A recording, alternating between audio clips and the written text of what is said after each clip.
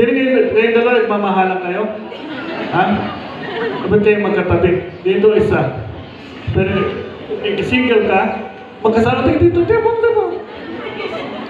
Single ka? Kasama ka? O, lumipat ka dyan.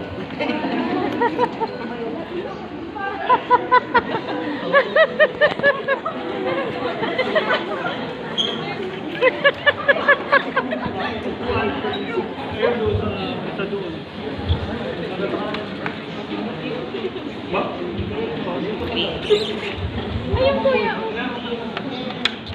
Pwede naman limahan yan pagkapayat.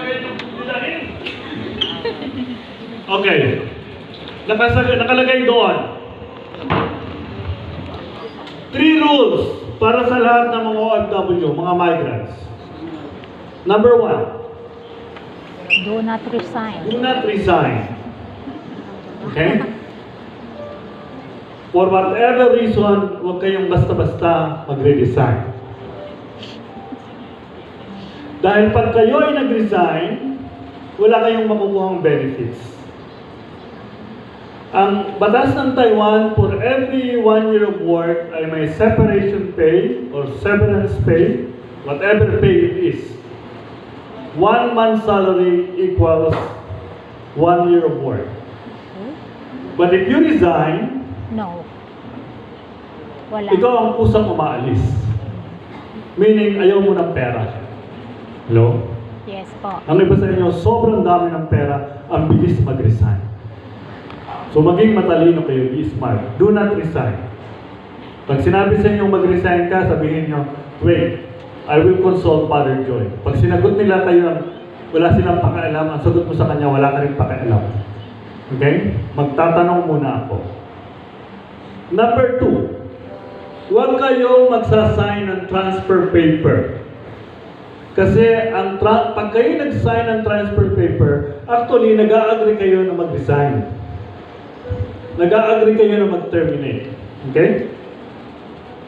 Third, do not agree in any kind of termination. Why? May kontrata kayo dito eh. If you agree sa termination, meaning, tinatapos mo rin yung kontrata. And hindi ka rin, mahirap din kumuha ng benefits. Okay? So, ito dapat ay basic sa lahat.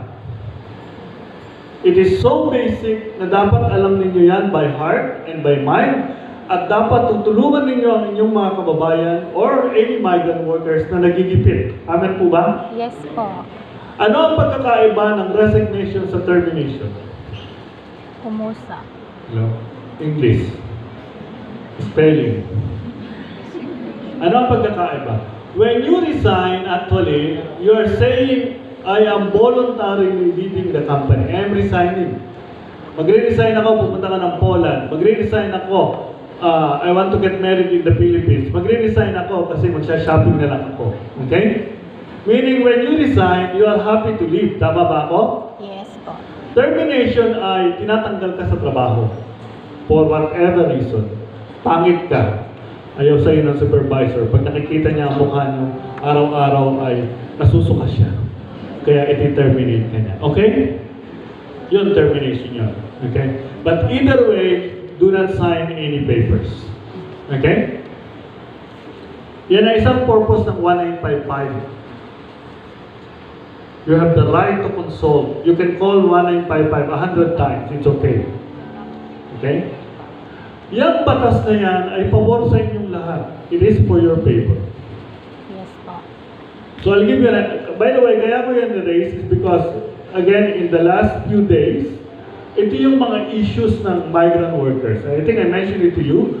Ang isang buntis tinanggal sa Changwa, she is pregnant. At ang sabi, bigyan ka namin ng transfer paper. Wrong. Hindi yan totoo. Pauwi na lang. Ang buntis ay hindi kailangan pumirma ng transfer paper.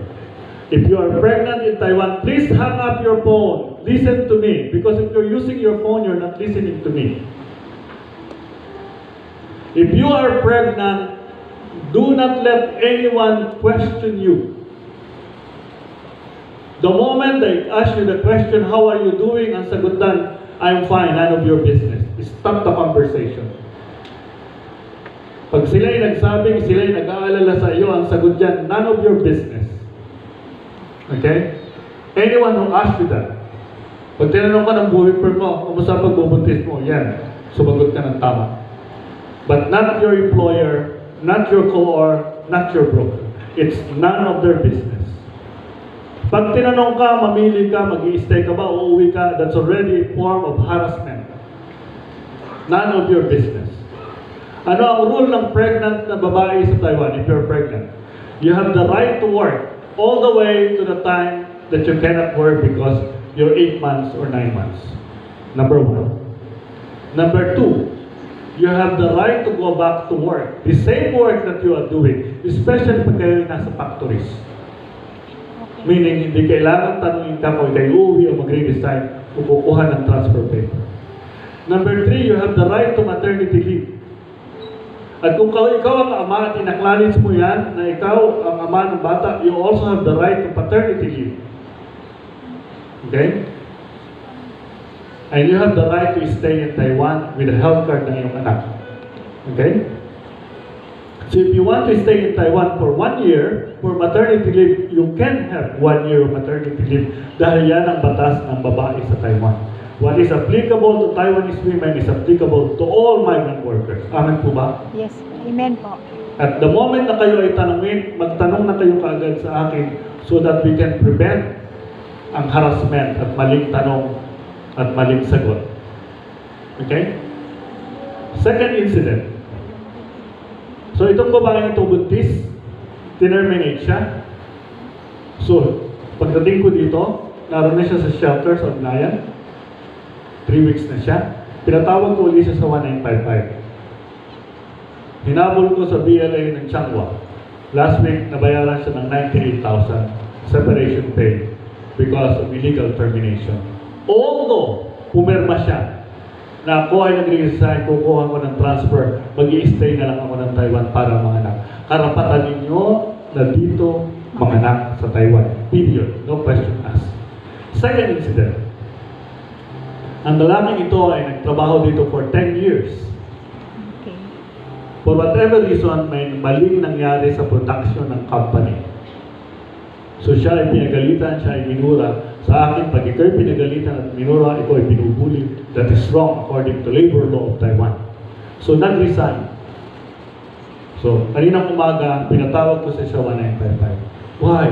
Kasi pag nag-resign ka, you cannot get the benefit of severance or separation pay. 10 years times 30,000 or 28,000, that's a big amount of money. So, pinatawag ko siya sa 1955. By the way, unless na sinulog mo talaga ang company mo, intentionally, hindi kayo dapat magbabayad, hindi kayo dapat tatanggalin sa trabaho, hindi kayo dapat nagpe-penalty dahil may na-NG sa trabaho. Amen po ba? Amen. Unless intentionally mong ginawa. Yeah, that's a crime. Pero kung yan ay accident or something happened, hindi mo yung kasalanan. Talagang gano'n ang nangyayari. Amen po ba? Amen. Oo. Wala naman nagbubuntis na ididimanda ang asawa nila dahil pangit ang anak na lumabas, di ba? Oo. Dahil maganda yung gumawa, talagang komisan, mayroong produkto ng NG. Amen po ba? Amen. So, gano'n talaga ang buhay. So, maging practical kayo. Okay? Third, huwag kayong magpapa-intimidate. Tanggalin niyo yung mga dramang hindi ko alam ang gagawin ko, natatakot ako, inipit ako. Tanggalin niyo yan, hindi kayo magtatagumpay sa mundo pagka ganyan naman yung mga pananaw. Amen po ba? Amen. Ang dali-daling magtanong, ang dali-daling magsabing, wait. And by the way, may karapatan din kayong mag-walk out. If you are being harassed, if you are being bullied, pagka kayo kinukulit, pagka kayo minumura, you have the right to walk out. Why? Sapagkat ang batas sa Taiwan, dapat ang lugar ng trabaho, ang place ng trabaho ay maayos. It is not a place for any kind of violence. Verbal violence, physical violence, threat, intimidation, harassment, sexual violence, sexual harassment. Napakaganda ng batas ng Taiwan. And this apply para sa ating lahat. So again, nakikiusap ako sa inyo. Do not resign. Kasi ang nangyayari again, ang 99% na nangyayari is, ang mga tao ay pumipirma na muna, saka magtatanong. Dapat ang rules ay, huwag susulat, huwag pipirma, at huwag matatakot. And lastly, very importante ito. Pag sinabi nilang dadalhin kayo sa pulis, ang napakagandang sagot dyan is, let's go. Okay. Okay? Ang pulis ng Taiwan ay mabait. That I can guarantee you. Ang immigration officers ng Taiwan ay mababait. Hindi nila kayo iaharas, hindi nila kayo intimidate. So, if you are, alam mo na ikaw ay malinis ang konsensya, alam mo wala kang itinatago, alam mo hindi mo yan completely kasalanan, wala kayong dapat ikatago.